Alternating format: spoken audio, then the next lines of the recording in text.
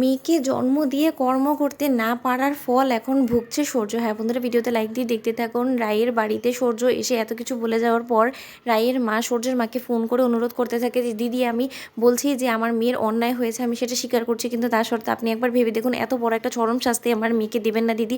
আপনি তো জানেন যে একটা বিবাহিত মেয়ে যখন মায়ের কাছে এসে থাকে তখন পাড়া প্রতিবেশী থেকে শুরু করে লোক সমাজে কতটা হাসাহাসি হয় আপনি তো বুঝতে পারেন। আপনিও তো একজন মা, আপনি আমার জায়গায় নিজেকে একবার রেখে দেখুন তো, যে এরকমটা যদি হয় তখন আপনি কি করতেন এই পরিস্থিতিতে। তখন সূর্যের মা বলতে থাকে যে দেখুন, আপনি সন্তান জন্ম দিয়ে কর্ম করতে পারেননি, তাই আপনাকে এই ফল ভোগাতে হবে এখন। কারণ আপনি যে পরিমাণে আপনার মেয়েকে আশকারা দিয়ে দিয়ে একটা কালপিট করে তুলেছেন, আমি তো এটা ভেবে ভেবেই ভয় পেয়ে যাচ্ছি যে আপনার এতটুকু পরিমাণে মান সম্মান বোধ নেই যে তা সত্ত্বেও আপনি আপনার মেয়েকে এই সংসারটা করানোর জন্য আমার কাছে ফোন করে আপনি এখন অনুরোধ করছেন যে আমি যাতে সূর্যকে বলি যে ও যাতে ওকে ডিভোর্স না দেয়। আপনি এটা ভাবলেন কী করে বলুন তো? আপনি বললেন যে আপনার জায়গায় যাতে আমি নিজেকে রেখে দেখি, তাহলে আপনি একবার ভেবে দেখেছেন যে আমি আমার ছেলের জীবনটাকে কী করে এরকম ধ্বংসের দিকে এগিয়ে দিতে পারি বলুন তো? আপনি একজন মা হয়ে আপনি কী করতেন যখন যদি এরকম কাজ, একই কাজ মিষ্টি করতো আপনার ছেলের সাথে? তখন এই কথা শোনার পর রাইয়ের মা একদম স্তব্ধ হয়ে যায়। তখন রাই ওর মায়ের কাছ থেকে ফোনটা নেওয়ার পর বলতে থাকে যে আন্টি, আমি বুঝতে পারছি যে আমার বোনের অনেক বড় একটা ভুল হয়ে গিয়েছে, কিন্তু তার সত্ত্বেও সব ভুলেরই তো একবার হলেও একটা সুযোগ দেয়াই যায় বলুন।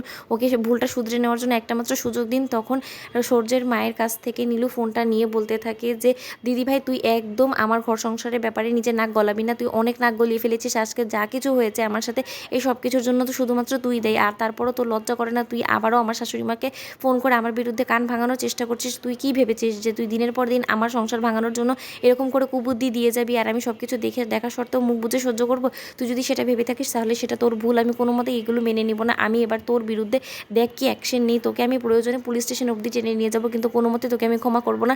কারণ আজকে সূর্য আর আমার মধ্যে যে পরিমাণে ভুল বোঝাবুঝিটা হয়েছে, যে অশান্তিগুলো হচ্ছে, সেই সব কিছুর পেছনে তো তুই নিজেকে দায়ী করছিস না। কারণ তুই মনে করছিস যে তুই মহান, তোর এই মহানত্ব তুই তোর কাছে রাখ। কারণ আমার তোর মতন এত ভালো দিদি ওর কোনো প্রয়োজন নেই, কারণ আমি নিজের কাজ নিজেই করতে পারবো। আর দোহাই তোর, তুই আর কোনো মতে সূর্যর সাথে যোগাযোগ করে আমার হয়ে ভালো সাজার চেষ্টা করবি না। তুই সূর্যকে একদম অনুরোধ করবি না কোনো কিছুর জন্য। আমি আমার ব্যবস্থা নিজেই করে নেব। তুই অন্তত এটা ভাবিস না যে তুই কোনো কিছু বলে হয়তো বা আমার উপরে অনেক বড় দয়া করে দিবি। আমি জানি যে সূর্য হয়তো বা তোর কথা শুনে আমাকে এক পর্যায়ে মেনে নিতে বাধ্যও হতে পারে, কিন্তু তার সত্ত্বেও আমি কোনো মতে তোর এই দয়া করুণা কোনোটাই মেনে নিতে পারবো না। তাই তুই দোহাই তোর, তুই আমাকে প্লিজ ক্ষমা করে দে। তুই আমাকে আমার মতন আমার হালে ছেড়ে দে। ওদিকে সূর্যের মা বলতে থাকে প্রশ্নই তো ওঠে না কোনো মতে। তোমরা দু বোন মিলে যাই বোঝানোর চেষ্টা করো না কেন সূর্যকে, কোনো মতেই সূর্য আর তোমাদের কথায় আসবে না। কারণ সূর্য এখন নিজের সিদ্ধান্ত নিয়ে ফেলেছে যে ও আর কোনো দিনও তোমার সাথে সংসার করবে না। এক ছাদের তলায় থাকা তো দূরে থাক, ও তোমার সাথে এক ঘরে থাকবে না। তাহলে তুমি কি করে ভাবলে বলো তো নীলু? তোমাদের ভিডিওটি ভালো লাগলে লাইক, কমেন্ট, শেয়ার, সাবস্ক্রাইব করতে বলো না।